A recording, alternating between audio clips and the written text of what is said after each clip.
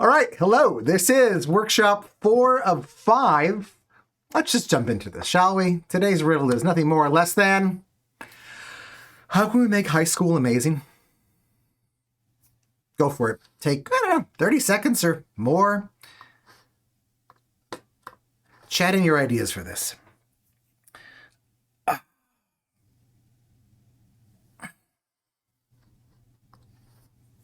Make everything different. Radical. I mean that in both the negative and positive ways. Useful, interesting, applicable content. Teach real-life skills. Oh, we're going to see these things. This is exciting. This is so exciting.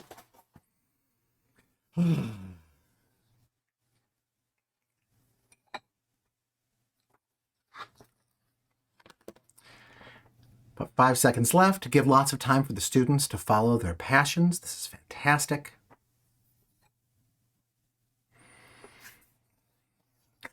Let students sleep is a really fantastic thing. All right. I'm going to give you my clues for this. Clue number 1. Doc Brown brushing his teeth. Clue number 2. Please put the genie back in the bottle. I'm really happy with this picture that I found for this. Clue number 3. Obviously, octopus wrestling.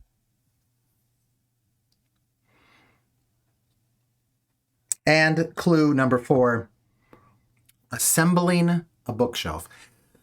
Just in case I forget about this later, let me tell you the story right now. Recently, we had this idea for this really big, I'm not going to say the specific name of the Swedish originated worldwide company, but this big bookshelf from this very big box store, and we bought it, and I was so excited to do this. Been 3 hours into it and 4 hours into it. I was less excited to do it, but like 6 hours into it, I had finished putting the entire bookshelf together, and I was so excited, and we were about to like tip the entire thing up onto the wall when my son pointed out that actually I had an extra piece. And it wasn't like a purposeful extra piece. It was like an extra piece that was not supposed to be an extra piece.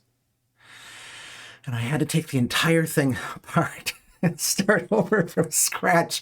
But I did it. After another 2 hours, I put it all back together, and we were putting it up when my son pointed out that actually one of the major struts was gone, and the entire thing, the weight was not going to be able to support itself. And so I took it apart, and I put it back together. And then when we were about to put it up, my son pointed out that actually the entire thing was now wrong. It was more wrong than it's ever been before. And anyway, this is a long way of saying that is why you've heard the stories correctly. I was arraigned for arson of IKEA recently. Okay, so those are your 4 clues for this. Clues, there you go. Anything you want to deal with anything, any guesses that you want to take from this extra stuff? I think that maybe this is not helpful right now, but I think when you find out the relationship between all of this, you'll be happy, in the answer, you'll be happily surprised. Okay. In workshop 2, what we did was we listed off some cognitive strengths that kids have to at least the ability of adults. And frankly, with the metaphors, there's some pretty darn good evidence that they have more ability than we adults do for this. And we said, why don't we just build the entirety of the elementary school curriculum on these cognitive strengths? Now, cognitive strengths is not a phrase that Egan uses. He uses a totally different phrase. And I have been kind of systematically lying to you about one of the major elements of Egan this entire time. Just wait. All will be revealed and fixed in the final workshop next week, and when we really let kind of a bomb drop. Great. And last week, we talked about how there are these certain sorts of things that teenagers are just obsessed with, and that's great, and we should really lean into those as we remake all of it. These are things that kind of bring teens together, and we can use these things to apply to almost anything. By the way, the heroes one, I was really not happy last week with how I talked about heroes, or rather how I didn't talk about heroes, and what I see is the sort of the need for doing this really well and carefully in this specific moment of history. I never got around to talking about that, so I'm not going to today either. But if somebody's interested in asking me about heroes, take a note right now. Just write maybe the letter H, like on your forehead. That's my music teacher in elementary school taught us to do in case you want to remember something. I will try to remember to then, well, you can remind me and I can talk about that. We can disagree about that. I got kind of a hot take on this. Not an Egan take, a hot take of my own, but one I think is worth talking about. Okay, anyway. The last 2 weeks, what we've done is talk about how we can look at the kids and the ages that they are in and say, like, what are they doing outside of school that would make them, these skills that we can use to remake the curriculum. Well, this week we're talking, of course, about high school and the kind of mindset that Egan says we can be totally prepared to help kids create for themselves in high school is very different than anything that most people ever get around to really investing in. So instead of looking at what it is that kids are already doing, what we want to do is look at people who we all probably know and who really exemplify this sort of mindset and ask, what is it that they are doing? I came up with some examples for this. So in no particular order, Galileo, Goodall, Smith, Marx, Leonardo, Darwin, I know who these people are, Curie, that chimpanzee down there that's hanging out with Jane Goodall. We want to ask ourselves, what are the mental traits that these people are so stinking good at? The trouble is, it's really hard to hold all of them in our heads at once. So what the heck, let's just be lazy. Let's just refer to all of these people as Doc Brown. Doc Brown, who happens to have been the real star, I think, of the movie Back to the Future, and actually who is one of the first major investors in the chronodisruption technology that we have been talking about all of these weeks. Kind of very exciting little random overlap right there. So the question that I have for all of you can be stated as, what motivates mad scientists? What is it that these people who, I'm just going to call them mad scientists right now, mad scholars, maybe, kind of opening up a bit more, because it's not just the sciences that we're talking about. It's also the social sciences. It's also oftentimes the humanities. These scholars, what is it that motivates these people? What is it that these people are thinking about when they wake up in the morning, when they're going through their ordinary actions of the day? What's driving them onward? I'm going to turn the chat. Well, I didn't turn it off actually before, so let me give this hint.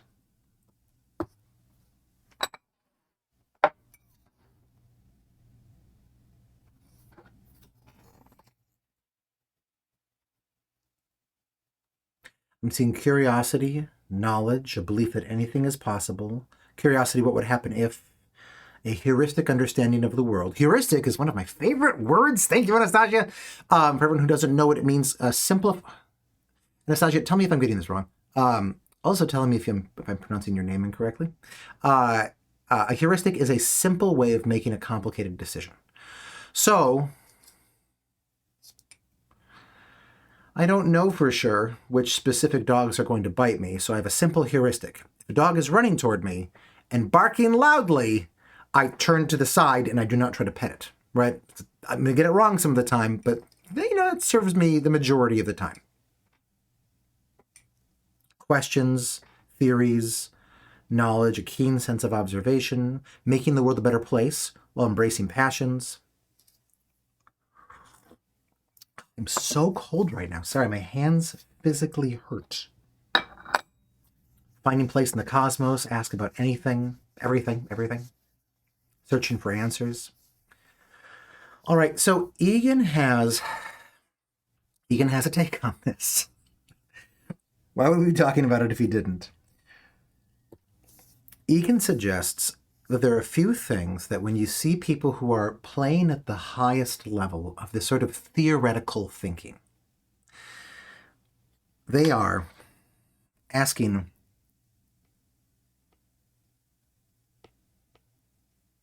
big questions. You know, what is the world? What is the world made out of? Why do people do the things that they do? How does the mind work? What is society? Right? The big questions. They are building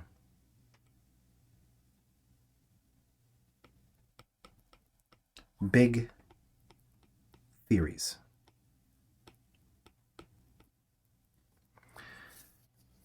You can think of a theory as, well, like a building, right? You take all these facts and you put them together. And then if you put them together in a really good order, you make something. You make something that's load-bearing. You make something that can withstand, the weather, can withstand a storm, maybe can withstand a hurricane. They're seeking certainty. I think I'm spelling this word right. It's not just that they like having ideas. When you're playing the game at the highest level, you want to be really sure of this. Sure of the things that you were talking about. And so even if everybody else is like pretty darn sure that pi equals 1.1415926, et cetera, et cetera, et cetera, that's as far as I've ever memorized it, right? Like you could say like, well, but are we positive of that? Like, how could we test that? How could we test that from a different direction? That they are curious about everything.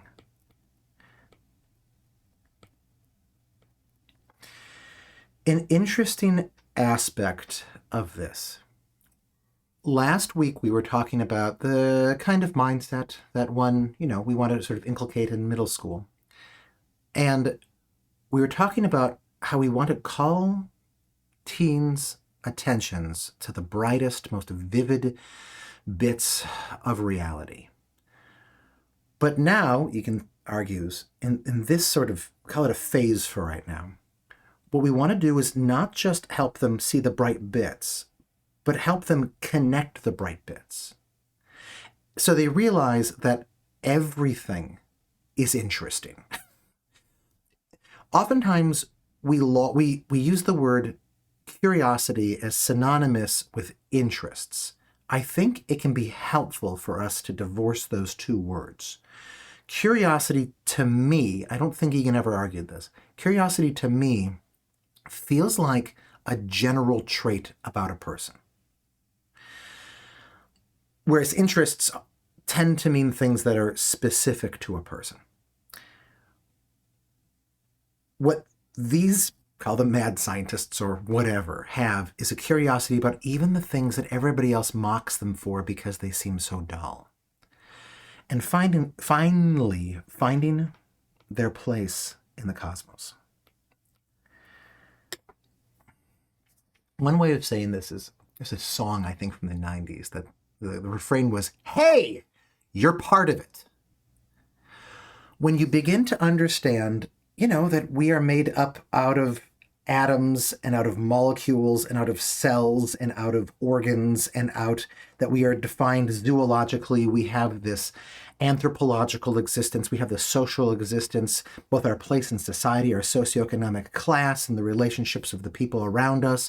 When you understand that we have these individual genes that help make us who we are, when you understand that we exist astronomically, right, on a rock that is the third rock whipping around an indifferent star that is on a random arm of a subpar galaxy, right?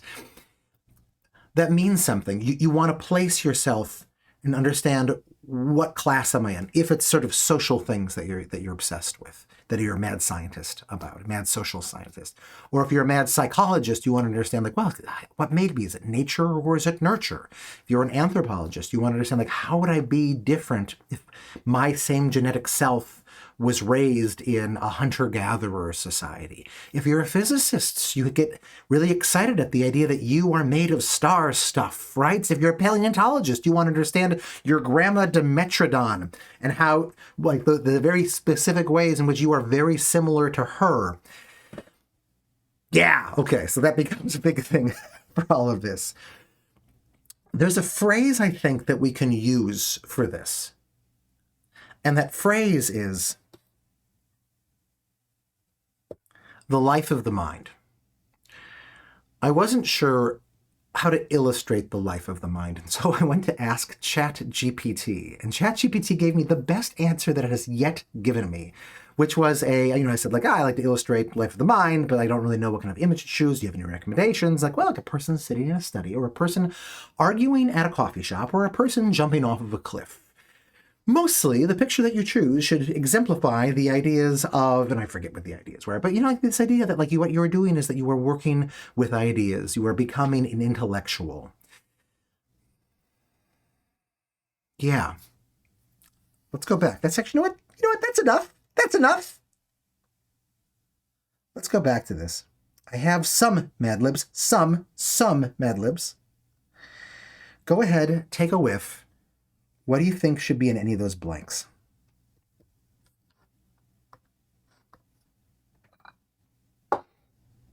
Purpose, Allison adds to the last question. Agreed. Oh,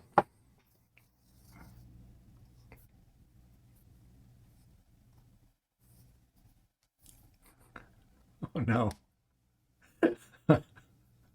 I hate it when everyone's answers are better than mine. Oh, man! So, mature adults, big thinkers, successful adults, real people? That's so good, Shannon! So, what you're going to get from me is so disappointing. What I got is mad scientists. Oops, I can't even fit in here. Now, note the air quotes on this. This was never a phrase that Egan used for this. What Egan used, I can't tell you yet, because it's going to be a major reveal for our final workshop. But the phrase that he used, frankly, it's hard, because you sort of have to understand the big reveal in order to understand what it means. What I've been struggling to do, and I think succeeding to an extent that I'm happy with, for this whole workshop series, is find, like, what is the stupidest possible way to take these ideas that I think are the most brilliant ideas I've ever heard in education, and just like simplify them so you hear them and you don't understand 100% of what Egan is talking about with this, but maybe you get 70 or 80% like immediately, and then we can kind of talk about like how we can get most of the rest of the way there. Giving those distillations of his chapters that I'm working from is also like my attempt to atone for the sin of lying. And life of the mind. Oh man, living the dream. So many regrets right now. Living the life of the mind is the first part of this. Okay, but wait, there's more, because we do this thing. Okay, here's what I got for you. Actually, what I have for you is a very simple question. The life of the mind, is it good? I actually want to do a poll on this. So I'm going to put the poll thing up. You'll have 10 seconds to answer. You have any options will include yes, no, or maybe. And go. Life of the mind, good or not good?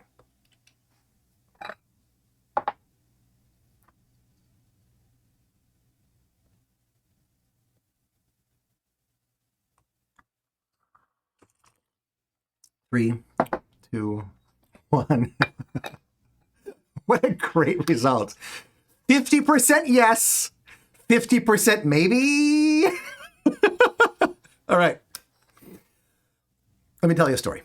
So it's junior year of my college career. And the whole of the Honors College is doing this thing called Sleep Out for the Homeless, where we get sleeping bags and we go out on like the quad and we sleep out overnight, and something we help local homeless people. Like, did we raise money? Was it just an empathy thing? I to this day I've actually forgotten how this is supposed to go, but okay, great, we're doing this. And at about 10:30, I meet this guy. Guy's a freshman. And he is also a young Earth creationist. I used to be a young Earth creationist. This is fine. And he is arguing young Earth creationism. And he is arguing it vociferously. And he's more confident that the Earth is about 6,000 years old than I have ever been confident of anything before in my life. At about 12:30, I begin to think, oh, I think I have an enemy. And at about, 3 o'clock, I began to understand how otherwise mild-mannered college students could be arrested for murder, because he was just that cocky and he would not shut up about it. And he could out-argue every other one of us put together and never show any repentance.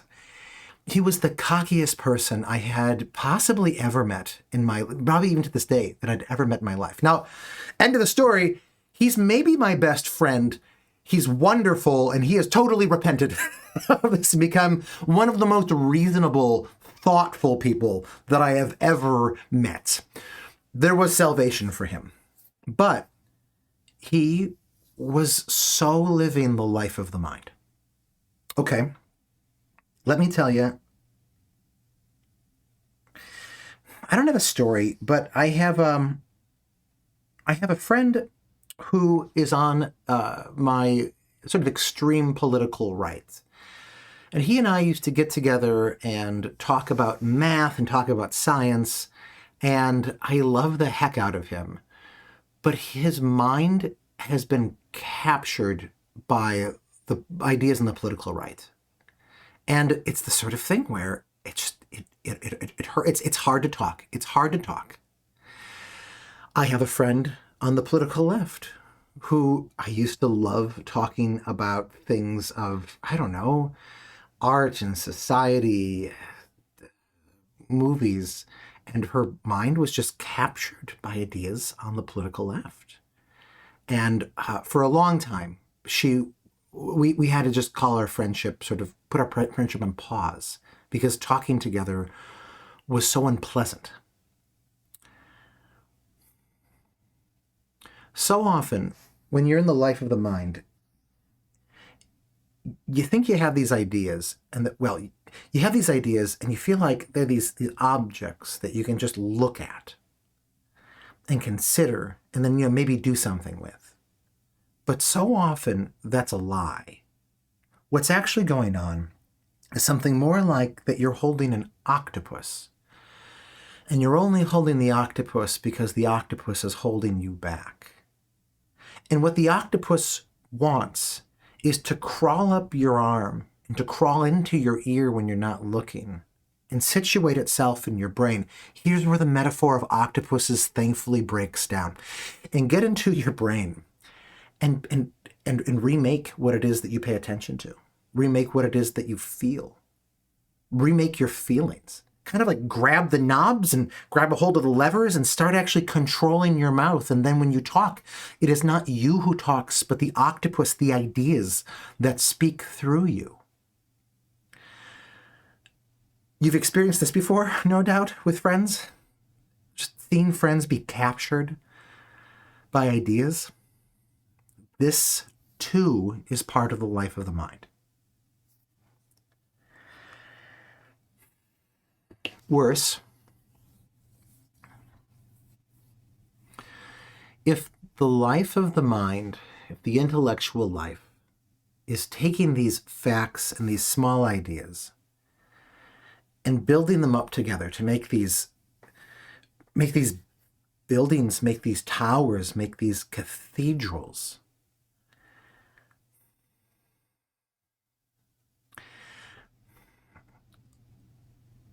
they don't always last. They can fall. And when they fall, and you've made your home inside of these ideas, inside of this worldview, it can take you down too. Egan notes that despair is not an uncommon emotion when one particularly is entering the life of the mind. I'm actually really curious. How many of us here have experienced something like this, where you had these ideas, and then there's like some piece of that idea that doesn't fit, and you monkey with it. First you ignore it, and then you monkey with it, and then you try to fit it again over here, and then you try to do this or that or the other thing, and then it all fails, and it comes down, and you feel like it takes you down with it. I'll throw up another poll for this. 10 seconds.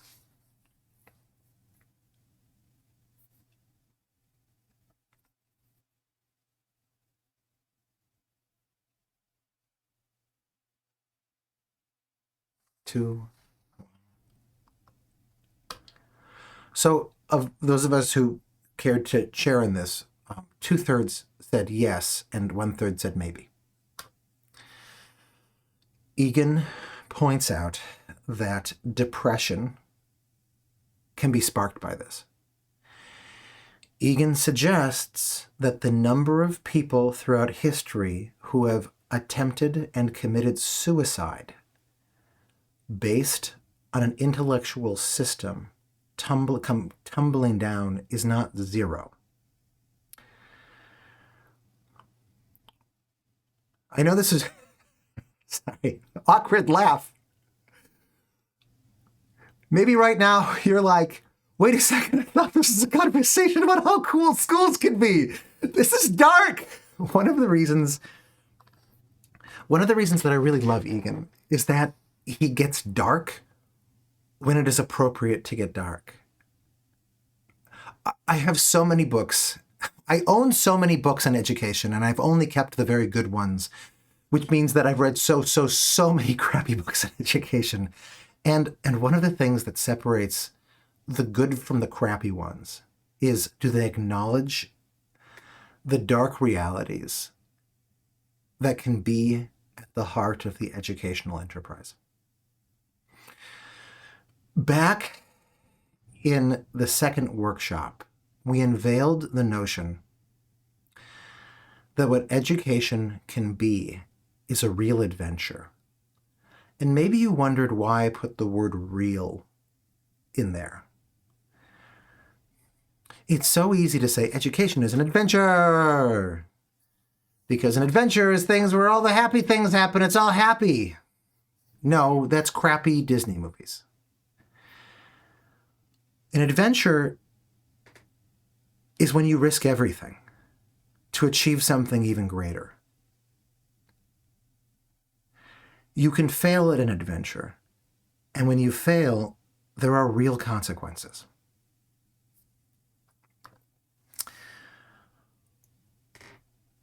But maybe worse than that,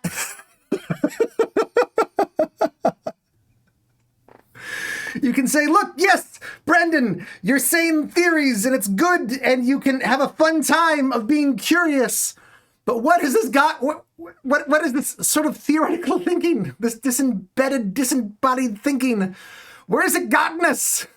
It's gotten us environmental degradation. It threatens to get us even worse things than that. If we, I mean, right, we have these already. We have these amazing scientific creations that should not have been possible to create, and they may be the death of us all. We may tear apart the earth. We may tear apart everything. It's very bad.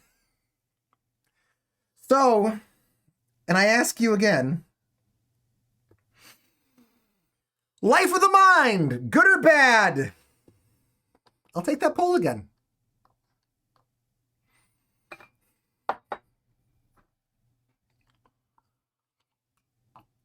I mean, is it good? Sorry, yes here means good, no here means bad.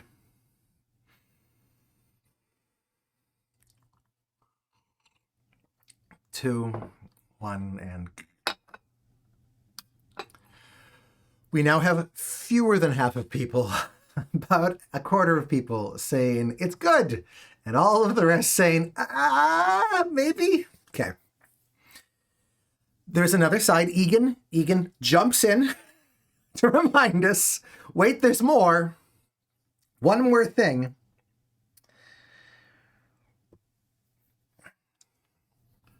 Blocks are to a toddler what ideas and concepts are to an intellectual. They take them. They can learn them. They can just fit them in somewhere. In fact, honestly, the block metaphor is not so good because, what can you do with blocks? You can stack more of them on top of each other. You can get taller. But it's almost more like a bucket of weird car parts or something like that. I'm like the opposite of a mechanic, right? But like you get somebody who's an intellectual and they can like take like a part from this car and a part from this car and make, I don't know, some sort of laser powered hovercraft or something like that, right? They can fit these pieces together and make something that the world has never seen before, and it's enjoyable, it's wonderful, and people marvel to see it. I guess we've mentioned this already, but someone who's living the life of the mind finds everything interesting. It can be a problem some days for some of us, right? Who are in this mode of life. Just like walk across the street and not get like stuck for 15 minutes looking at a bunch of ants. I'm reminded of somebody I read about once who his thing, he studied daddy long legs. He didn't want to start studying the little spider-like things, harvestermen, I think is another name for them. There's some fancy Greek name for them too. They're like spiders, but they can't bite you. Also, most spiders don't. Okay, whatever. I guess maybe all spiders bite you, but they're not poisonous, whatever. Ugly little creepy things. He didn't want to, but when he, got into understanding daddy long legs, this researcher could not help but find them so fascinating and could not shut up about how cool daddy long legs are. Because when you get into this theoretical way of thinking, everything becomes interesting. It's better that way than the sort of vivid thinking that we were talking about before. One of the things about people who are living the life of the mind is that, just to say this in a very crude fashion, they are smart. And they are smart in ways that can have very little to do with what their IQ can be measured at. Because they are used to thinking of the world not just in its specifics, and not just in stories, but its general concepts. And it turns out that when you understand the world around you in terms of general concepts, you have a superpower. You can just walk into a room and see people who are discussing some topic that you've never heard about before. And you can ask the killer question. You can cut to the core of what is going on faster than anyone around you. This is probably what has given us, all of the environmental degradation or whatever that this sort of theoretical thinking, science and such engineering, has philosophy has given us, because we can just change the world so much.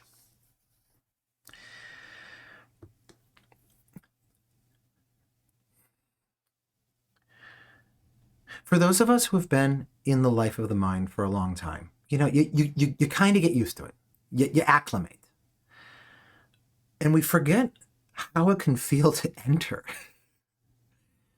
It can feel ecstatic. It can literally feel like being on drugs. Egan writes that it can feel like the sort of thing that Faust traded his soul for. And then finally, just realistically speaking, the only way that we're ever going to mend the world, if indeed we get lucky enough to be able to mend the world, is through really getting good at this kind of theoretic thinking, these general ideas.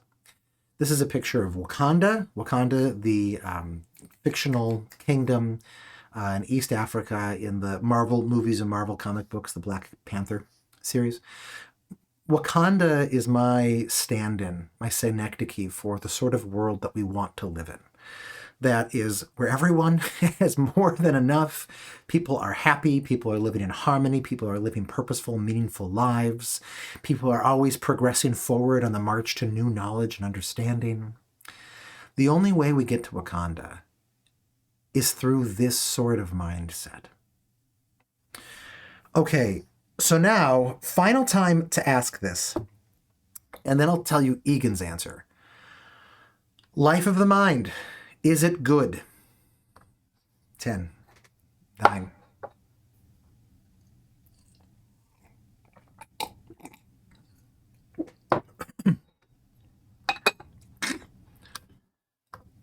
So we are now at 50-50.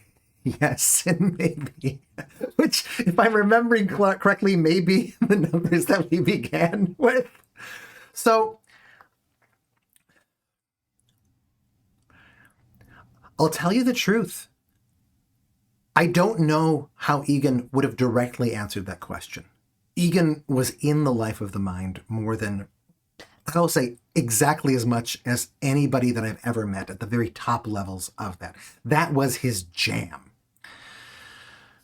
But I think how he'd answer that is that this theoretic mindset is power. As to whether it's mostly good or mostly bad, it's too late to ask that. The genie has left the bottle. There is no putting him back. The best that we can do is to try to make the best theoretical thinkers as we possibly can.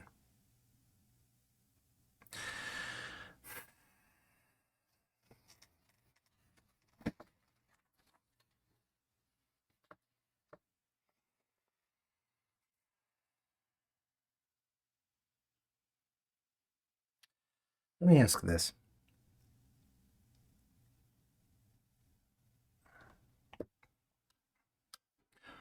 What's the matter with high school?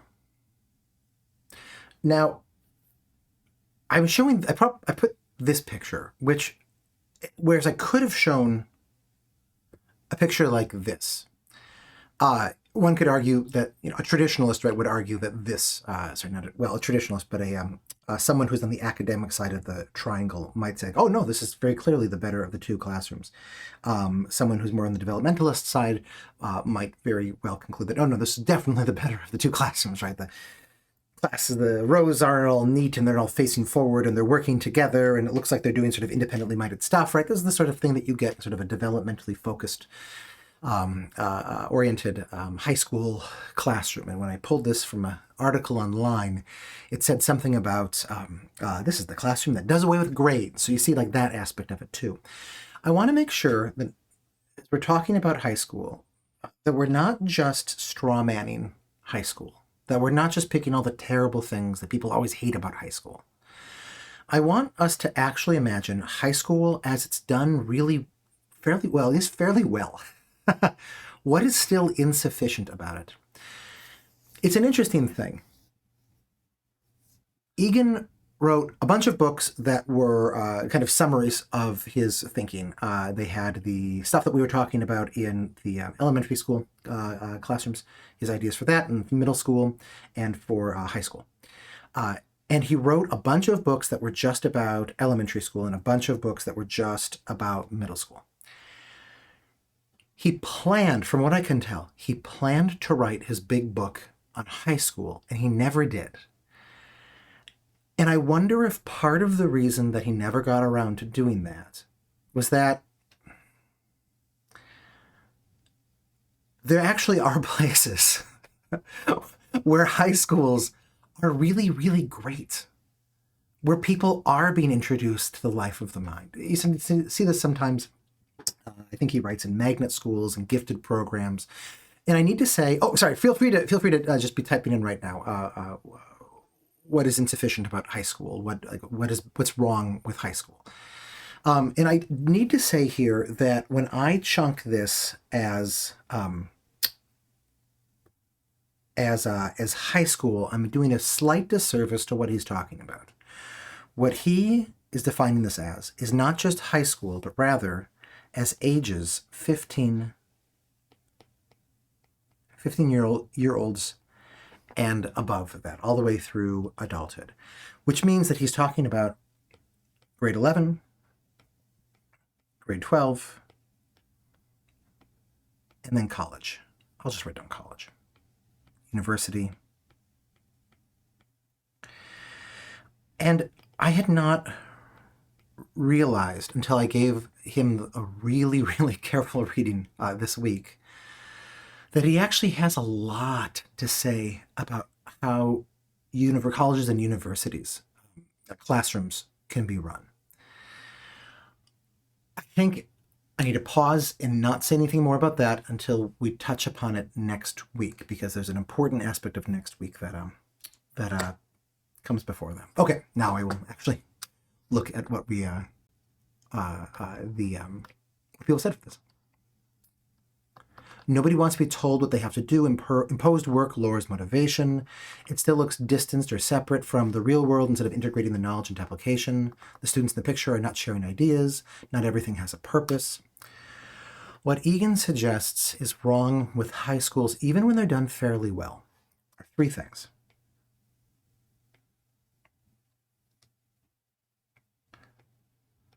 The first is that so much, not all, of high school and undergraduate learning is about small details rather than big picture ideas.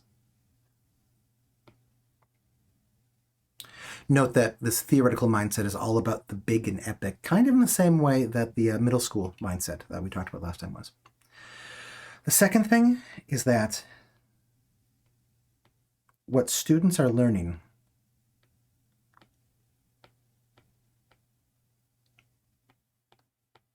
is there a plural for consensus besides consensuses? That is a weird word. Okay. They're learning the things that are most agreed upon rather than the controversial ideas that are in any discipline. If initially I'd actually kind of come up with the idea that, because Egan does talk about this, like, oh, it's too disciplinary, right? People, like when you're in English class, you're studying English things. When you're in math class, you're studying math things, and you're not kind of breaking those up or going beyond that. But more importantly, is a problem that is addressed by quoting a single sentence.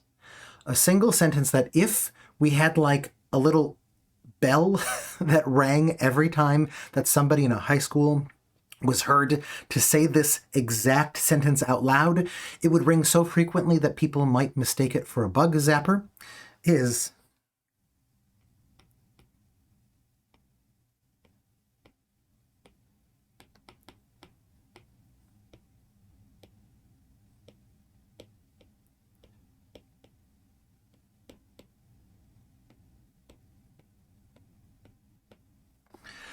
the feeling that the things that are being learned are unuseful. Okay, so of all of these, we're not going to talk about the third one this week. The third one will come deeply into the fifth and final workshop. So I just want to talk about the top two today. If we take these problems seriously, and we take really seriously these things that motivate the top scholars. Top is maybe a dumb word there, right? Like the great scholars, the scholars whose scholarship infuses every piece of their emotional lives. We can make the greatest high schools and colleges that the world has ever seen. This is Egan's contention, right? Of course it's Egan's contention. He wouldn't be Egan if we weren't contending that. Okay, so I'm going to point out that we're actually getting to this point a lot quicker than usual right now, which is pretty exciting. Go us. Literature. Go ahead and take a full 30 seconds. How do you think we could apply these ideas to remake the high school, the upper high school, the high school and college literature curriculum? Go for it.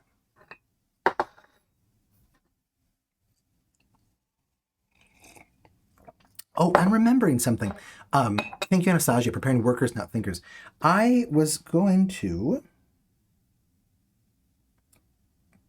We talked last time about how middle school sucks.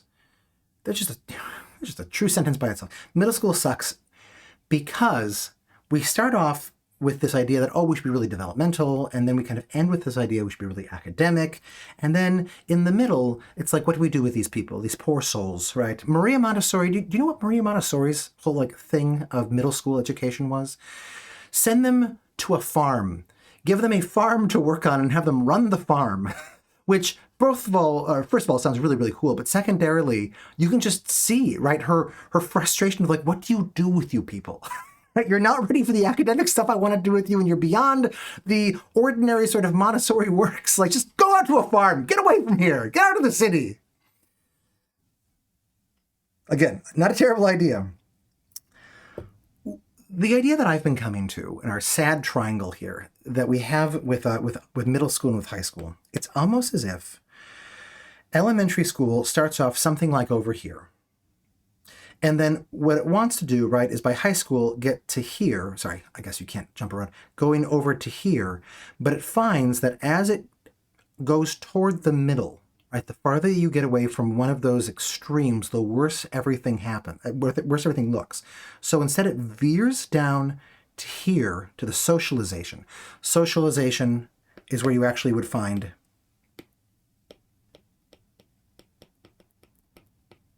vocational education, which you get a lot of, at least in classic American middle schools. I don't know what it's like across the world, although the Maria Montessori situation makes me think that it's at least somewhat universal. And then the idea is that by high school, you try to go back toward the academic side. Academic, right, is kind of life of the mind. If not totally, it's at least something like that. So it's weird is that it's almost like in the high school ages, we offer people the choice to take developmental stuff, right? To take vocational ed or whatever. And if you're forced to take it, you're forced to take it. My wife was complaining about like, this is the problem of her high school is that she had to do so much vocational stuff. But then like you still have a couple hours every day where you're just doing academic stuff, just doing life of the mind stuff, right? Your literature class, your science class, your history class, your math class, right? Like why are those? Bad. Sorry to end that sentence. Okay. Looking at answers. Read what you want. Read banned books. Read books that are relevant to current issues or books that allow for discussion and debate on meaningful topics with the goal to change minds. Read autobiographies of heroes, big thinkers. Have students recommend the books. Get the idea of discrete subjects to get to more natural. Get from this idea of discrete subjects to more natural regimes, of ways of combining the subjects together, smoosh together the subjects, interdisciplinary, pandisciplinary, pre-disciplinary, yeah. Okay, do you want to hear what Egan has to say about this?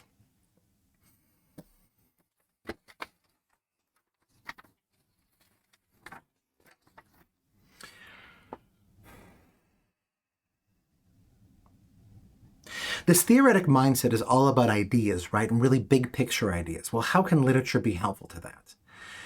Probably all literature in some ways can be helpful to that. But there is some literature that is really good at helping us sort of think about big ideas. And you can think, well, but why do you need the literature to do that? Couldn't you do that more efficiently by talking about the ideas? Yes, oftentimes you totally could. So you have to say, what does literature offer that just like studying it in kind of a dry sense cannot? And one of the things that literature can offer is an actual sort of like lived examples of people who are wrestling with these ideas or people who are trying to embody these ideas. Literature helps us feel in a way that nonfiction almost cannot. So what Egan recommends is that we put a special place in the high school curriculum for literature that really does a great job of wrestling with ideas. He suggests, Juan Borges? Is that his first name, Juan? I've never read Borges, but I know of him very much. Of Gabriel Garcia Marquez, George Orwell, I think is one he doesn't recommend. Ray Bradbury, really a lot of science fiction is really good for wrestling with ideas. But also, you don't need just the sciencey stuff, right? Kurt Vonnegut, really good actually also in that. But also books that make you reflect on what society is and what individuals are and the relationships that people have with one another. and the impacts that, that even, the chance occurrence can cause many years later. What's interesting is that what we've almost just come up with is a list of great literature, right? It's not necessary that the canon change so monstrously just to put more ideas in. A couple things, however. One is that, especially when you get into college literature classes, there's a way of trying to combine together ideas and novels that is the opposite of what Egan is saying. I'm thinking of, my wife is a literature major, so I could hear all about this, right? You come into a class. This sounds like I'm being really negative, because I am. You come into a class, and the professor has an idea that he or she is really interested in investigating and see, can I force fit this idea into a book? Can I do a reading of this book in a, a specifically Marxist or a deconstructionist or a, I don't even know, right? A feminist or a whatever sort of way. All the things that I've been saying are fairly left-wing sort of things. That is because at this point in the academy and literature departments, right, there's very little left of kind of a moderate or a right wing on there. But this used to be done exactly the same way with right wing ideas. It's not the political valence of this that is the bad thing. The bad thing is that you are bastardizing the text. In this situation, you are just using the text as fodder, almost like it is like a dead animal that you can just do your experiments or whatever on. Books are these powerful quasi-living things. At least good books are. What you don't want to do is come with your idea and just force it into the text, right? People famously do this with the Bible. And that is a terrible way of treating the Bible. Don't do that with the Bible. If you're going to read the Bible, be receptive to what the Bible has to tell you. If you're going to read Jane Austen, be receptive to what Jane Austen has to tell you. Rather than forcing ideas in, we want to let the ideas in the books come out to us. Does that work? Is that exciting? It's exciting for me. This is sort of my jam. Another thing that we can do with literature that's really helpful is use literature as a window into what totally different ways of thinking can be. We talked last week that middle school is a really fantastic spot to just explore from whatever culture that you're in, are the weirdest, strangest things. Find cultures that are just very different than yours and try to wrap your head around what is going on there. Become acquainted with the true diversity of the world, because otherwise we just assume that everybody is kind of like us, and then we get really weirded out when they are different. Literature can be a great way of doing this. So bringing more literature from perspectives, cultures, intellectual traditions, whatever, that are very different and challenging to you. Banned books is a pretty good rule of thumb, heuristic for getting us to that. Yes. Is there anything else with literature? There are some things, but let's not. It was really interesting to me that in the chapters that Egan wrote that I was able to find, where he talked about the high school curriculum, he did not mention the role that art can have, which is, I assume, just like a silly oversight, because it's obvious the role that art can have, right? Art, sometimes even more than literature, can help me. I don't know, is literature just a type of art, but the visual arts, the tactile arts, they can help you feel. What is it that Nabokov wrote? A novel is an axe to the frozen sea inside of us. Well, if that's true of novels, then the same thing is true of the visual and the tactile arts. And what's better is that these artistic creations can help us understand not just the individual ideas that artists were trying to get across, but also the entire worldviews that they were coming from. An important piece of my intellectual upbringing when I was a high schooler was a book written by sort of a famous fundamentalist Christian called How Then Shall We Live? And the author is if I'm remembering correctly, an art historian. And his book is this sort of walk through the story of art from the Middle Ages to the modern day, And the story that he tells is this one of just, straight decline, where things used to have meaning and used to be beautiful, and beauty was valued. And, that retains through the Renaissance, and then other things start to happen, until we get, to the modern day where, a few years ago, there was an artist who was commissioned $150,000 by, if I'm remembering correctly, a Canadian art museum to create some giant painting, and he gave them one giant empty canvas and another smaller empty canvas. And the name for this piece was Take the Money and Run.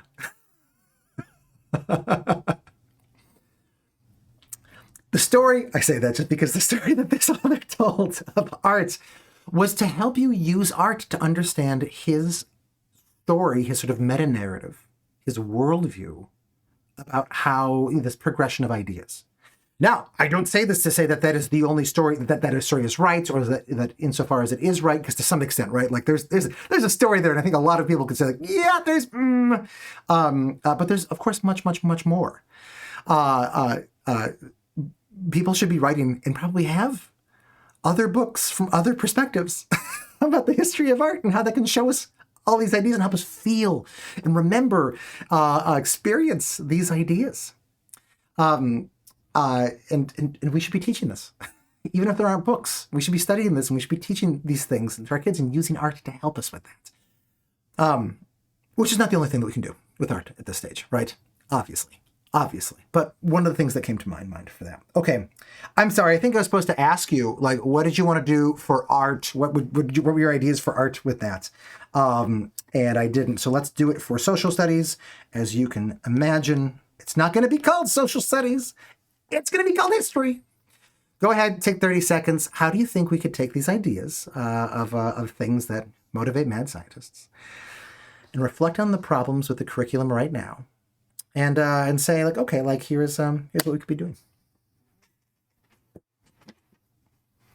I hasten to add with all of this that what I'm giving is not even a complete report on what Egan wrote about what we should do for any of these subjects.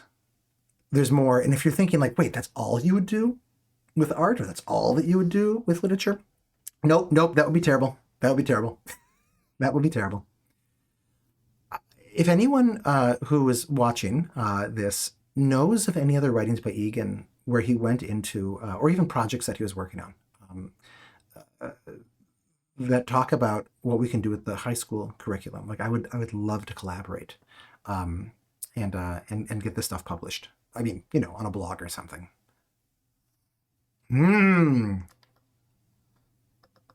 Anastasia, thank you for quoting Dick Feynman. Thank you for quoting Richard Feynman. Michelle says, read history accounts written by the losers. Tie in history to current events, history from many different perspectives. Read Marx. Study how... I read Marx in 8th grade, and I think one part of me was just trying to, I was like walking around the Communist Manifesto. One part of me was just trying to be difficult. The other part was just like so excited that like, oh my gosh, like you can have opinions on things. You could have plans to save the world. Oh gosh, I was a hardcore Marxist for like a few months in 8th grade. Study how are the problems of the past similar to the problems that we have today, pros, cons of society's previous responses, and Voltaire. Is Voltaire actually edgy? I don't know. All right, so Egan suggests a few things with this. This is maybe a good moment for me to say that some of the phrases that I've been using to talk about this are not the phrase that he used. He kept using a single phrase, general scheme. I love this just because the word scheme is a funny word. But the idea, right, is that it's a way of seeing the world. It's a way of putting together all of these small things that kind of knit together in this large tapestry or something. It's a way of bringing everything together. So he was really big on saying that the thing that drives understanding in this sort of theoretic mindset is this constant movement back and forth between the whole and the details.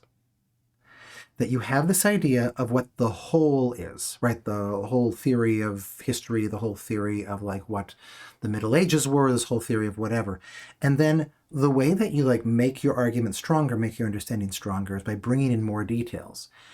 And then when you find a detail that doesn't fit, that's a problem. And you need to pay attention to that. And it's by looking at those details that don't fit. The word for this is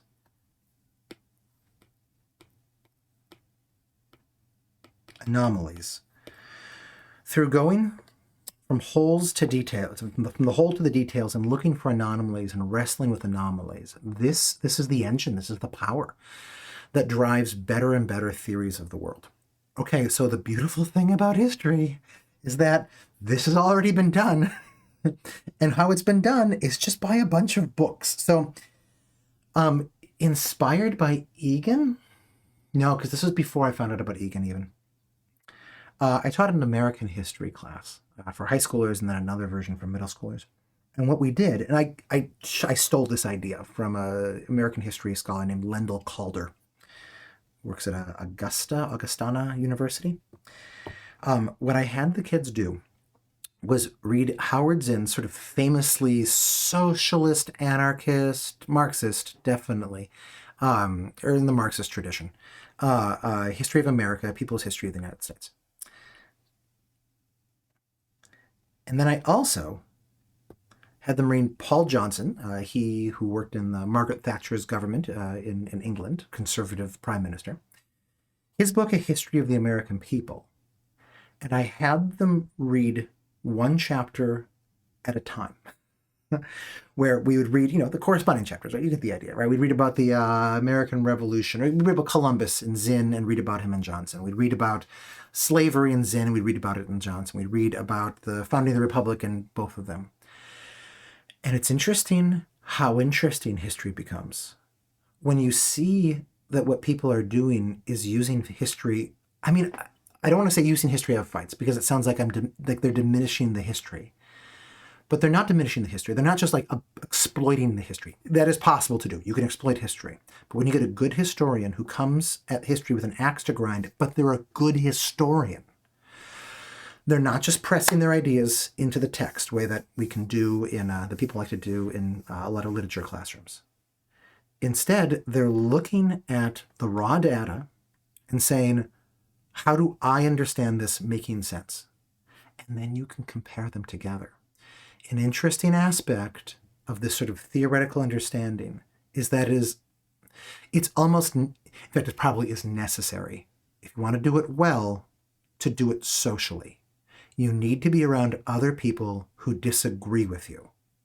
Because without that diversity, without that disagreement, nobody's going to spot, it's the rare person who will spot the anomalies in their own thinking, in their own buildings, in their own schemes. This can be done, this is right, we did this for American history. And this was conservative, liberal, but you can do this for all sorts of things. You could do this with Muslim history. You could do this with industrial history. You can do this for almost anything. And you can see these different vantage points. And they're not always political. Sometimes they're just like different theories of how history is working. People who think that culture is more important. People who think that that technology is more important, or that labor relations or relationships to the means of production, economic roles are really important. That's the Marxist analysis. Or that, the great men, it's individuals, men and women, who run history. Their decisions are what matters, or like it's the fight between different nations, or that there are these sort of eerie, sort of big picture principles, almost these mathematical principles that are actually behind all of the change, not all of the change, so much of the change that we see in society. You can do this and it can be wonderful. So dueling histories can be a big thing here. Egan also suggests that there is a very real role at this part in the curriculum for a different kind of book. Call them big histories, although Usually the phrase big history is defined by the founder of the movement, David Christian, refers to histories that go back to the Big Bang. It makes sense of everything. So, okay, just call it bigger histories.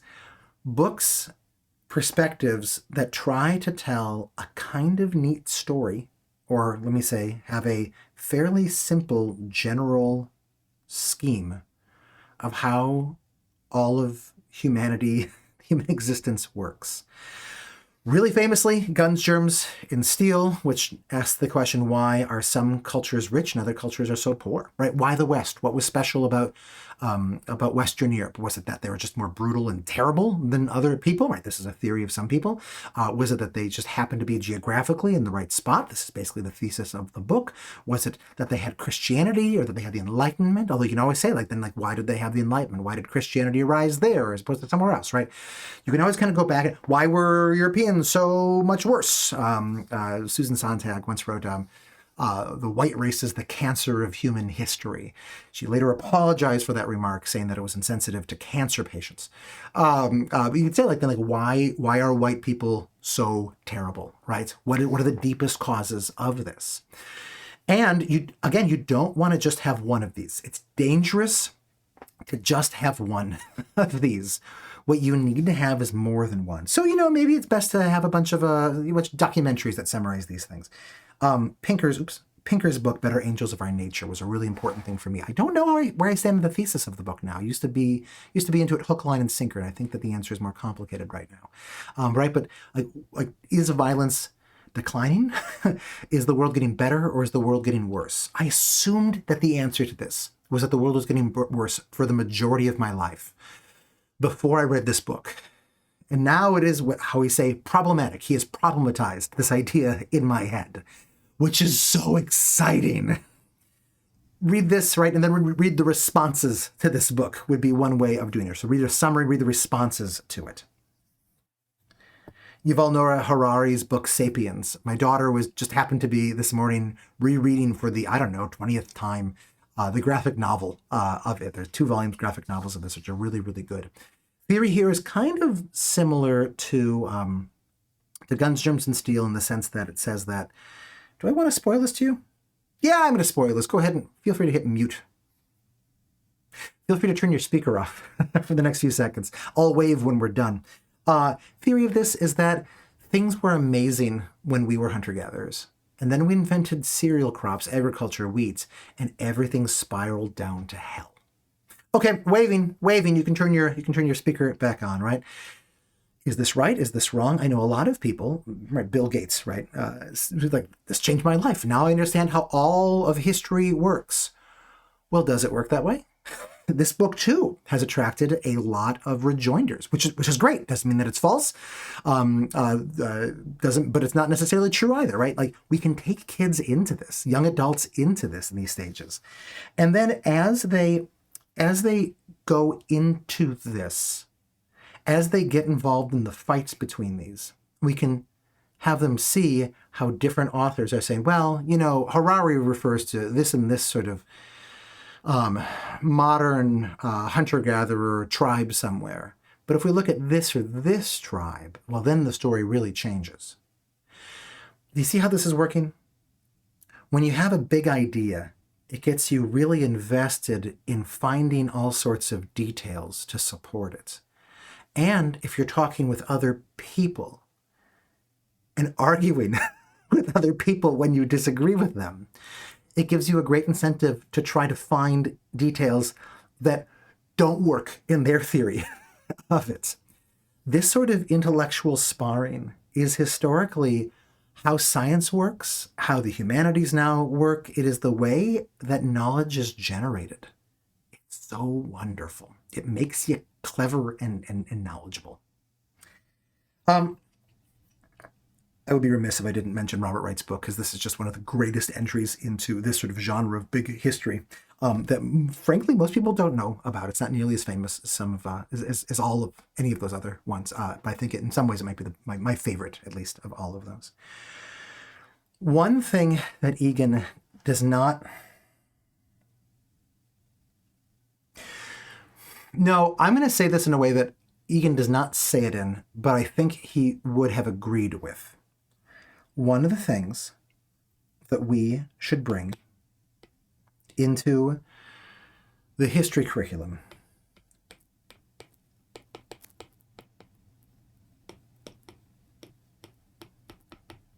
is conspiracy theories. 30 seconds. Can you guess why?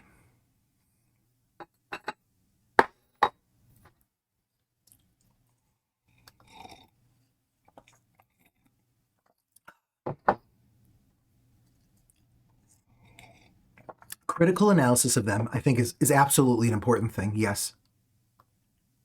They are stories featuring heroes, yeah, and evil, mustache-twirling villains. Critical thinking, evidence analysis, different perspectives to strengthen critical thinking skills. I think that's all true, although I think that critical thinking skills can be strengthened in a whole bunch of different ways. And I think there's a special role that conspiracy theories can get, can help young adults develop. I guess I'll say it.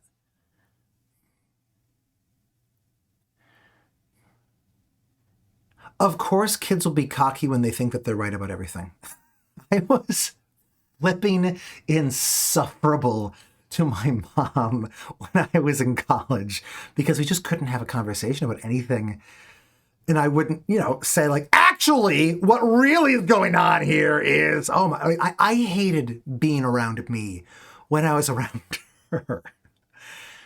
What you need to do to play the game well is to play some rounds and lose. You need to see that people are fools and that you are a person. You need to believe in something and then watch that thing come crashing down. And it's nice if you can do it on something small, because eventually you're probably going to do it on something big. So when I say conspiracy theories here, I need to be careful because conspiracy theories have taken a darker turn in the last few years than they used to be. I'm not suggesting something like QAnon or something like that. That stuff gets real evil real fast.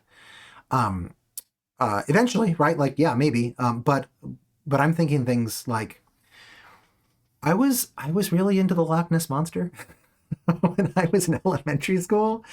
I know someone who was really into the theory of Atlantis and the theory that the Egyptian, I have a relation who believes that the Egyptian pyramids may have been built by aliens because there's some geological evidence showing that they may have been built earlier than the kind of the standard narrative is for this.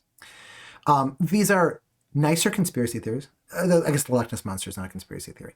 But this idea that, everyone who's a professional historian, right, is either totally ignorant and stupid and deluding themselves or is, just not conversant on the relevant facts. The idea that you know better than mainstream science, mainstream, I guess, history in this situation. That's what I'm talking about for conspiracy theories. Yeah, you should cut your teeth on those. You should move through some of those. And you should do it not by being yelled at online and told that you are such a terrible person for believing that, because that just radicalizes people. But rather by patiently going through and trying to keep building this cathedral of a concept, a big idea built out of facts and data. And then, looking, do all those bricks really fit together?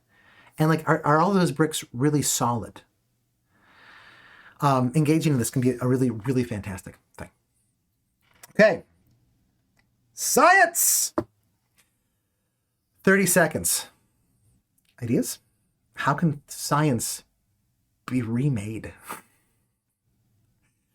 Egan, I'll say that Egan actually says that he thinks, usually he is rah for the history curriculum. He seems to think, I don't think he ever came out and said this that I know, but I'm piecing together that he thought that in the elementary school years, history is the most important subject because it's the subject that knits everything else together. That Susan Weisbauer quote that I gave last week, I think. History is not a subject. History is the subject.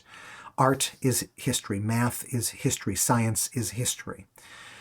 But when it comes to this theoretical thinking, this sort of late high school, college thing. He says in some way to develop this kind of thinking, science might be, like the golden boy. Science might be the privileged discipline in this.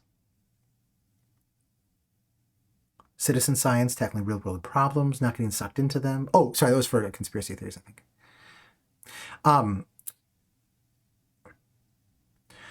So Egan reflected on how the science curricula, especially in the 11th and 12th grade, the senior high school level, and the early college levels were organized. And he said they're largely about cramming facts. Why? Well, for high school, at least in the American situation, we take these advanced placement classes because we really want to get into good colleges, and colleges really care what kind of score that you get on your AP tests. So, you cram all these science facts, or these chemistry facts, and these the physics facts, and whatever, environmental science, human geography. I guess it's not a hard science. And you get... So the purpose of it is just like to impress colleges. Do well in a test. Okay, so that sucks. That's stupid. Obviously, we want to throw that away. Why is the science curriculum at the 100 level in colleges so fact-based? Well, the usual justification of this is that you have to start with the most important facts. And there's a lot of really important facts. Otherwise, how will you understand the really complicated ideas later? And so, in my Geology 100 class in college, we learned the names of all of these different types of rocks and all of these different geological landforms and all of these different terrains and these processes by which rivers make different bends and whatever. Why? Because, for those of us who are going to go ahead and major in geology, and, I get graduate degrees in geology, right? We needed to know that stuff. Well, what fraction of the 150 people in my Geology 100 class went on to get graduate degrees in geology? Surely not more than 1%. So you're just taking all of these people and you're wasting their time. You're making them think that what science is about is just accumulating facts. Now, there's important stuff about accumulating facts, and we'll talk more about that next week. But come on. What Egan suggests instead is that what we want to do is to take the great controversies in a field and put them at the front. Here, it's probably useful for me to say that I didn't have time to make this cool slide. Another change that Egan would make to the high school and early college curriculum is to do a really strong social science push. Because remember, one of the things that this theoretical mindset these mad scientist thinking ways, tends to be obsessed with is how you, the individual, relates to the rest of the universe. Who are you really? And social science is so good at this. So, to take an example out of this, ordinarily, Egan says, I don't know if this part is true, by the way. I've never taken, he says that a social science class, a psychology class, will ordinarily be, the intro level one, will ordinarily be organized around the biggest ideas in the field. This is my understanding of how these things work. So, but tell me if you think that I'm wrong. But it'll be done this way based on who is teaching the class. So if you are a developmental psychologist, you will think that a big bunch of ideas are more important for everyone to understand about psychology than if you are a cognitive psychologist or, God help us all, a behaviorist or something like that. And so when you take a 100th level class or you take a high school class on this, what you'll get is somebody else's sense of what the most important things are, when in fact there's disagreement. Wouldn't it be amazing, Egan writes, if instead of that, we put at the beginning of these 100 level classes the biggest questions that people in the field earnestly disagree on. For psychology, it could be, what is the psyche? What is the mind? For sociology, it can be, what is society, right? What is society? A sort of, I don't want to say harmonious because it has positive implications, and functionalism is not so positive, so warm and cuddly as people sometimes think that it is. But the idea that like society is a machine where all the pieces like work together, and if you see something weird, you need to understand that, oh yeah, like that is going on because the rest of the machine like is working in these other sorts of ways, and it's hard to change anything. Or do we take like a Marxist analysis, which is not in this situation connected to politics in very many ways, that you see that society is a set of oppressions. I guess this is connected to politics, but it's also independent of it. And that if you see something weird going on, you're like, why is that happening? That's terrible. You say, oh, that's because there are people who are in a higher role and they are exploiting the people beneath them. Or other sort of ways of looking at society. These are the debates that young adults can really sink their teeth into. One of the ways that Egan wrote that this can go wrong, so terribly wrong, even when like these different ideas are mentioned, is that these different ideas can be mentioned, but like they're seen as wrong. They're seen as wrong and potentially also maybe a little bit evil.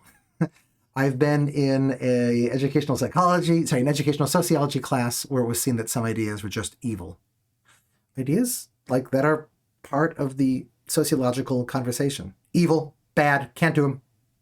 I have been in a introduction to world religions class where the same sort of thing was done with like scholarly big ideas, and we just kind of brushed those away. It's terrible. Egan says that every field has its big fights that are connected with the deepest ideas that in fact are why these disciplines were invented in the first place. But what do we do with these ideas? So with these questions, with these debates, we treat them like an extended family might treat a particularly quirky aunt who, all of the kids like want her to sit next to them at the Christmas party. But they keep her away from everybody else. They don't invite her over. They talk about her as little as possible. Right now, we save these controversies for when people are very well advanced in these fields. How many creative, brilliant, interested minds, Egan asks, are we implicitly telling that these subjects are not for them because they're not interesting, because they're just about facts? Okay, social science.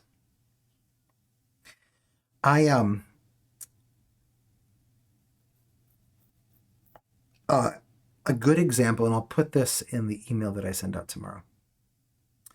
A good example of this being done fairly well. It's like one of my 3 or 4 favorite books. But of this idea of Egan's being done fairly well is the book The Happiness Hypothesis by Jonathan Haidt. This book comes out of his Introduction to Social Psychology class that he used to teach at the University of Virginia. And in the book, you have the question of happiness, and you have the great ideas of these different philosophers, different religious leaders, actually being put in conversation with each other and actually having their feet held to the fire by what do the actual studies tell us about the truth of, the ideas of Confucius, about how to become happy, or the ideas of Taoism, or of the Buddha, or of John Stuart Mill and his utilitarianism, or Seneca, the Stoic, or whatever, or Jesus's injunction to love, right? Like all of these ideas, how true are they? How much does the data bear them out? Eventually, in a few years, we will be doing a class on this as part of Science is Weird. It's going to be epic. It's going to be amazing. I've done this a bunch of times with students. We're going to do a very deep read on it. Okay. Couldn't pass that by. Egan's answer in the books that I've read for what we should do with the math curriculum is the same as his answer to what we should do with the art curriculum. He doesn't talk about them at all, which is so flipping weird. In some ways, math is always and forever a fairly theoretical subject. It is almost like the theoretical subject par excellence. It's just, using these sort of abstract general entities, these numbers, whatever they are. I have some ideas for where we can go with the math curriculum in this theoretical thinking upper sort of level. And at some point in the future, I would like to do some workshops on them. I'll just say that for right now. There's one other one that he talks about that's not part of the curriculum as it currently exists, but he said it really should. And that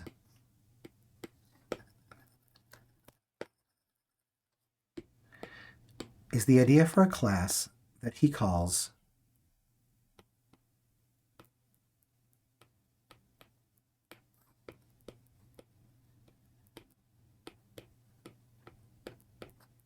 meta-knowledge.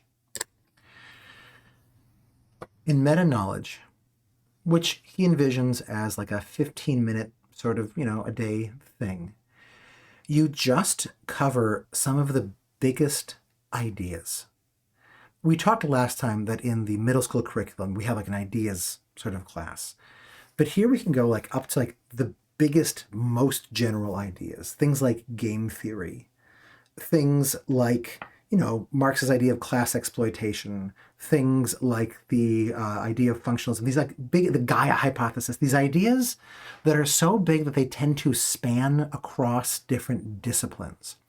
And the idea is that we want to take these ideas and we want to give them to kids in the most sort of vivid, clear way possible. So it's, at present, these are usually terribly explained, and so it's only the people who have like the best reading skills or the best, thinking skills, right? Who are the smartest or whatever, the most intelligent, like only they can understand them. But at their core, all of these ideas are actually pretty simple. And if explained in the right way, virtually everyone can understand them. We can make these ideas, these rationalist thinking tools, all sorts of things, part of the inheritance of everyone, so they can use them to think with.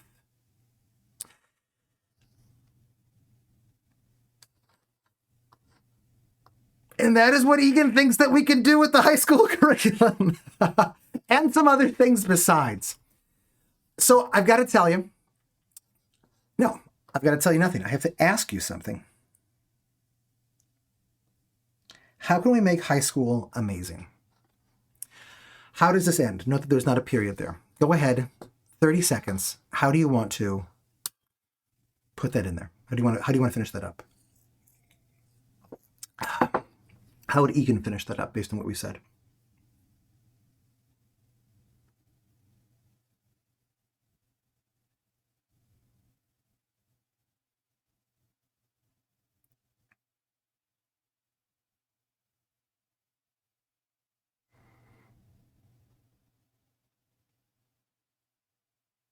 No Mad Libs. And have a deeper understanding of the whole world.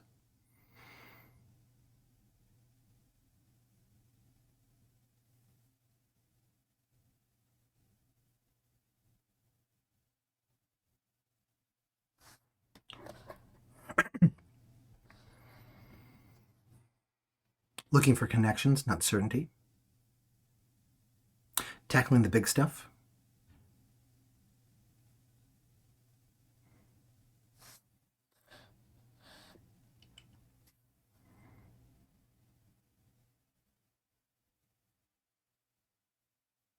By including them in the big conversations. That's a good way of saying that.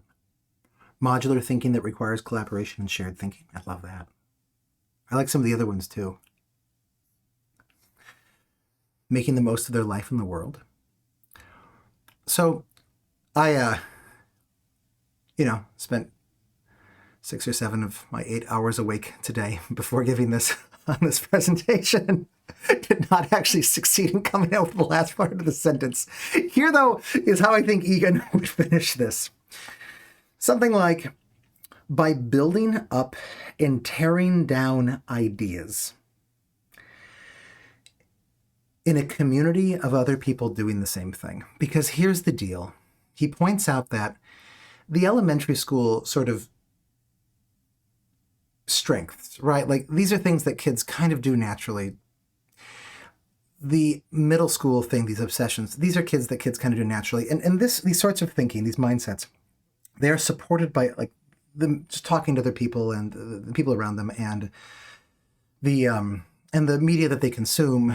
But this kind of thinking, this kind of theoretic thinking, it's not common, it's rare. It's really rare to find people who do it well and do it all the time, do it naturally. I don't mean that they do it from birth. I mean that they do it naturally because they've trained at it so much. It's so hard to be a teacher doing an Egan-style education for kids at this age. When kids, you have to be so patient as kids build up theories that frankly are stupid and frankly frequently very offensive. You have to forgive them for this. You can't just say like that's inappropriate. Like if it's an earnest system, you have to go with it. There are probably some edge cases there, but in general, like, you have to. You have to be patient too for their cocksure attitudes. The fact that they get so irritating, especially as they deal with these ideas. You have to be willing to gradually, slowly, as they are able to take it, feed them anomalies to help them see the insufficiency of their current way of understanding the world. And then, when inevitably their house of cards comes tumbling down, you have to be generous again and empathetic and emotionally support them as they are trying to put the pieces back together. It's so hard to do this that probably the best that most of us can do is help them find a community of other people their age who are doing this too, an intellectually diverse community where they will do this to each other, because they can do this to each other and be helpful to each other in a way that is so much easier for them to take this from each other than it is for them to take it from someone above them. Which is not saying that mentors are not important. They're so important because it's so hard to do because they're so rare. So the best that we can probably do is find a way of doing it in community. And Egan's notion is that if we make communities where this is the norm, then almost everyone can become a mad scientist. Almost everyone can engage in the kind of rich, thick, deep, wonderful, careful, brilliant, generalized thinking that you see in a Darwin or a Curie. There are geniuses in the world, right? And we can't say that these people were not just geniuses. Obviously, they were, because they overcame what the normal was for their time. But we can raise what is normal up so much higher. The workshop next week will be all about how we can do that. How we can take everything that we've been talking about and connect it together. Thank you tremendously much for coming to this. I'll stick around for a few minutes and answer any questions.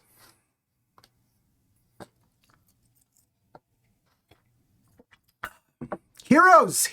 Thank you, Ronnie. Okay. Woo! Let me go back to the pictures that I was using last time.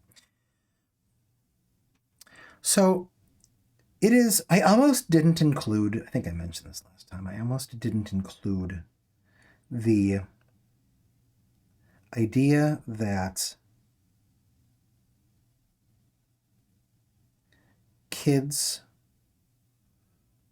we should help kids find heroes. Nope, I have no pictures of this. How is that? There we go. There it is. And here. Heroes, because I don't know, it's kind of embarrassing, isn't it? Doesn't heroes sound like the sort of like juvenile sort of thing to us? And aren't we like beyond heroes as a society? We understand that everybody's imperfect. I almost didn't include this. because I thought, oh, like that's just going to make, Egan's work look kind of bad and outdated. Um, uh, and if people want to go deeper, like then they can find that. And then I realized that Kieran would haunt me if I left this out because it's so much a central pin of this entire age. In fact, it might even be like the most important. That and the extremes, I suspect, are the most important aspects of this. And I began to look into this question, and I found that there's an entire field called hero studies, where you look at how do heroes function in different cultures. And I ran across a study, or a study talked about on a podcast that I enjoy, that talked about one piece of research in this. And I was not able to get my hands, I've not yet been able to get my hands on this piece of research, but it did some polling of over time, what do teenagers say are their heroes or their role models? And if I'm remembering this correctly, one of the things they found was that the number of role models that they name or heroes they name in general is going down. Okay, so that's an important thing. And another thing is that the number of role models or heroes they cite that are people that they actually know is going down even more steeply than that. Okay, important fact about the world. And disproportionately going up among the number of heroes that they name are really, really rich people. Now, honestly, like, I'm not anti-rich. I would love to be super rich someday. Wouldn't that be cool? Alas, I decided to become a teacher. But I don't say that because, like, boo, hiss the rich. But there seems to be something that's worrisome about a society where young people are increasingly not having heroes, and when they have heroes, saying that they are very, very rich business people. My libertarian friends will probably hate me for saying this. So if you want to disagree with that, that's perfectly fine. That's great. That's great. The world is full, not just of idealism, but of people who have dedicated their lives to cashing in on that idealism, to putting their lives to work. Scientists and social workers and thinkers and lovers, and it's just wonderful. We can be surrounded by a great sea of heroes, but what we do instead, what we let kids do instead, is just choose crap heroes. If we don't help kids, if we don't connect kids to people that can help them become full, beautiful adults, they will choose heroes. And disproportionately, those heroes will be people who make them stay sort of permanent adolescents. It's going to be done. The question is whether we want to help them do it well or whether we're okay with it being done poorly. Again, I want to say that this is no way the sign that you want. This should not be confused with the idea that we want to pitch people as like, these are these perfect heroes, or they never had any flaws, or even that their flaws were like, of course everybody has flaws, but they're sort of minor flaws, overlookable, or easily forgivable. No, disproportionately, probably, a lot of the people who do amazing things with some sort of, human virtue, like compassion or whatever, can be pieces of crap in other realms. That is probably an important thing for our kids to learn. We want our heroes, warts and all. We want to wrestle with the idea of what it means to be a hero, what it means to be a good human being. I was listening to this podcast, and they were talking about how we seem to live in an age of anti-heroism. And that part of the reason for this is that where people talk these days is not amongst small groups where they already share most of the values that the other people in those groups share. Not in small moral communities, you could say. Instead, they talk on, social media. And they get their cues from, people who are making mass market television shows or movies or whatever. The thing is, when you're broadcasting to a lot of people, whether it be on Twitter or because you're publishing a movie, You're making it so that everyone can, paint a target on your back. You are making it so that everybody can attack what your idea of heroism is.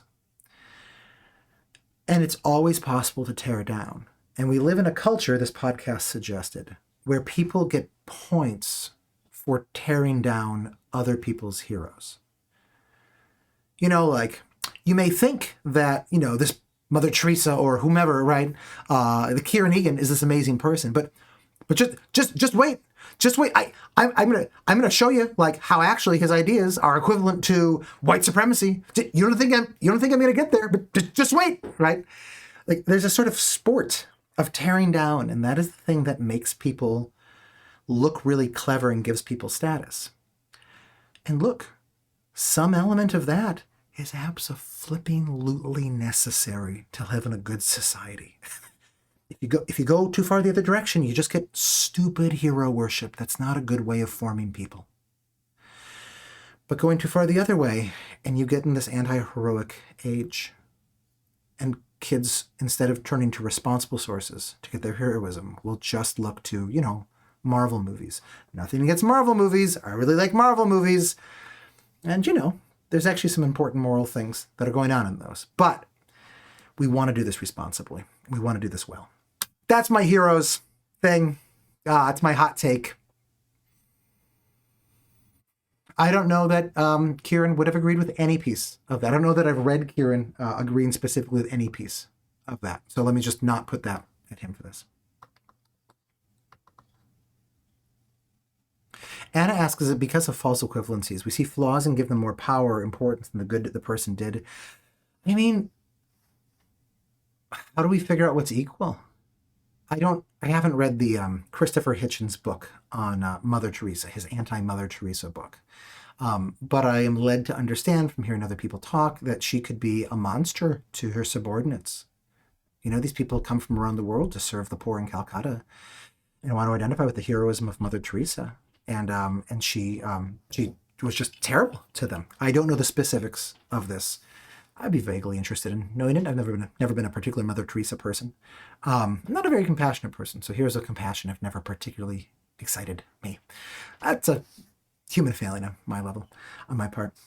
So I don't know, right? Like, to what extent does her being a monster to her subordinates, what extent should it make us question her legacy? A lot of the money that she got, apparently, so I hear from, people who read that book, was from dictators who wanted to make themselves look good because they knew that one of their threats was how evil they were and how terrible the ways that they treated their peoples and their ethnic minorities in their country were, right? And so what do?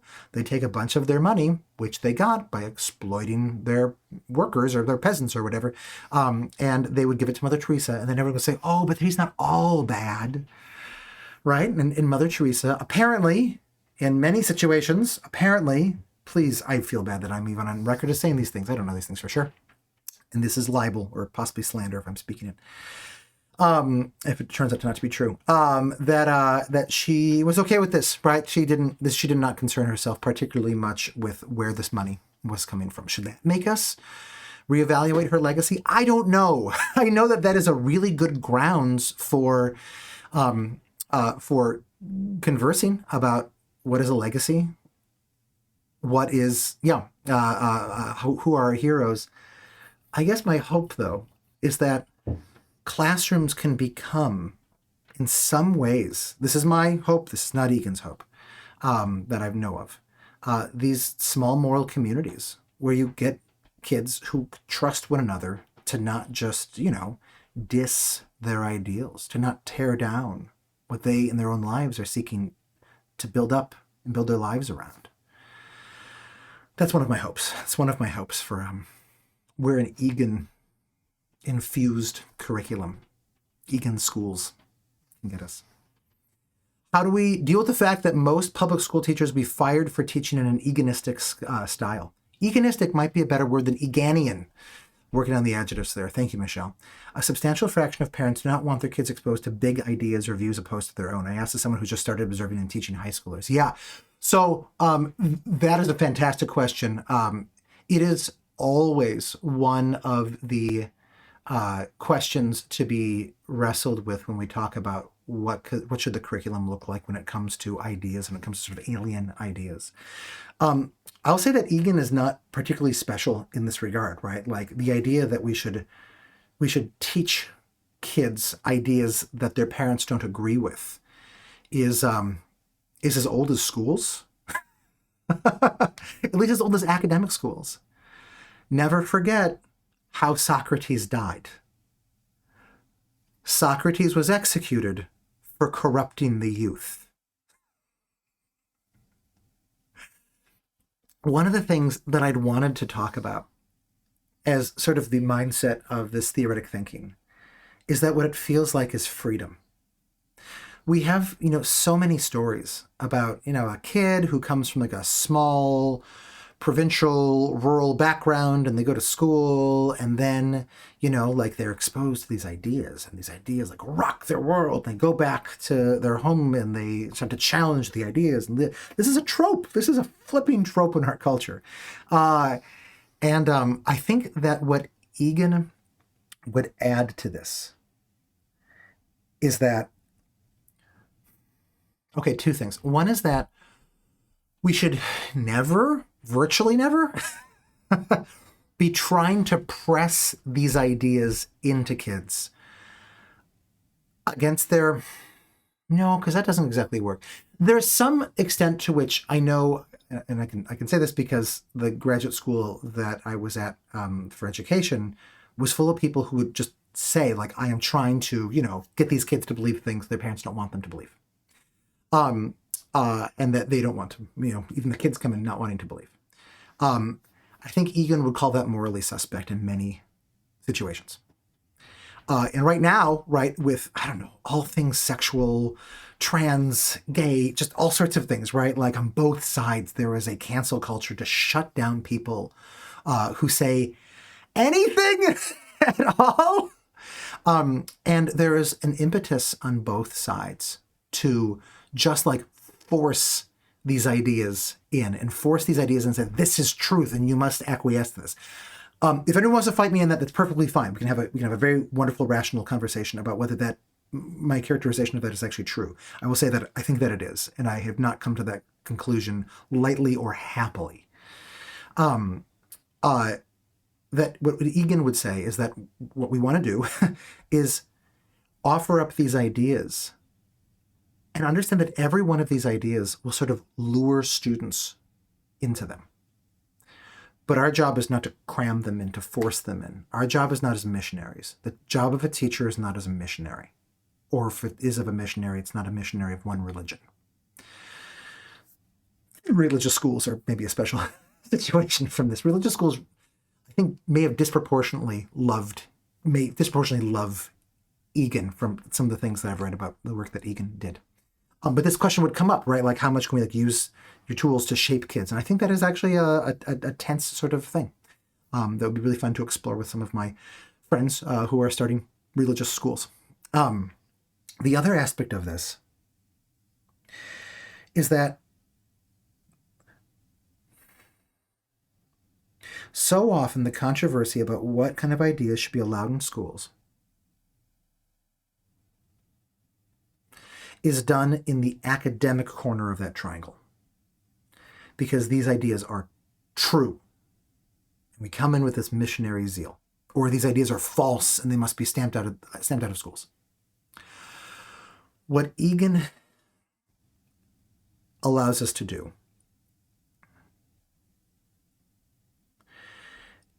is give the reason for why these ideas are important for kids to wrestle with, even if they're false, right? Like all of these ideas cannot be true that Egan wants our kids to be wrestling with. They, however, are how you become clever, how you develop this sort of mad scientist mindset, especially when it comes to the humanities things, like a mad scientist of the humanities, is that you wrestle with ideas that you really disagree with.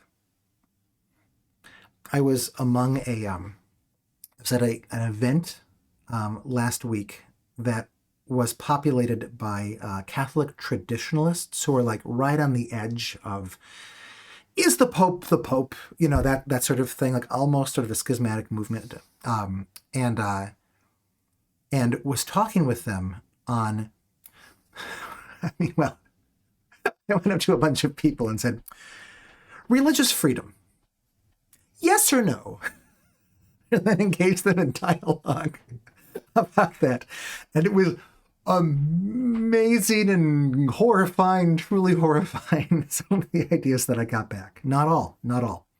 And that small group of people should not be interpreted as the entire Catholic Church or the entire Christian tradition by any means. But I was impressed that even these people were able to enunciate that it is important to have false ideas in society, because otherwise, how will you understand that your ideas are true if you do not have people to dialogue with and recognize the superiority of your ideas? I think that's a very Eganian, Eganistic way of looking at that. And that's something that we can argue at parent-teacher conferences, may not argue there, that school board meetings, where we can say, no, you hate these ideas. And that's fine. Like, you don't need to acquiesce, you don't need to acknowledge, don't need to agree with any of these ideas. But this is the only way that we have to make your kids wise and clever and thoughtful and powerful. You're preaching to the choir, but I gather talking to other real teachers that even asking questions leads to angry phone calls from parents and to the principal, maybe just the community that I live in. And that we all live in, and that so many of us live in, right? You go to a rural district, you go to an urban district, right? You get, I don't know, my experience is of being in both places is same vehemence, opposite opinions on things. This is where it would be helpful to have not an individual teacher teach in an Egan way, or in any kind of way that brings challenging ideas in, but to have entire schools that say, these are the principles that we have. This can get sketchier in public school situations because, you know, in some important way, parents are not choosing to send their kids to those schools, right? Like, they just live in the area, and then that's the school that is paid for by the state. So it may just be the case that in some situations you have to kind of roll and be more careful about what kinds of things that you are doing in order to keep the ship floating, in order to keep the school going. This is not, you know, Egan principle. This is just being a human being in a terrifying world. and the difficulties of doing government. But I think that if you have a school that says, yeah, like, this is like our philosophy of education, they are well within the law at the very least for teaching these things at, you know, certain levels, right? You might not want to talk about some of these topics. You might not be able to get away with it at a very young age, but especially by the high school curriculum, especially the upper high school curriculum. Legally, you can do a lot with that. Or at least so is my interpretation of a current American jurisprudence.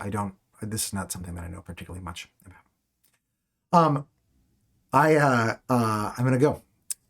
Thank you all so very much for coming to this. This has been a joy and a 2-hour event.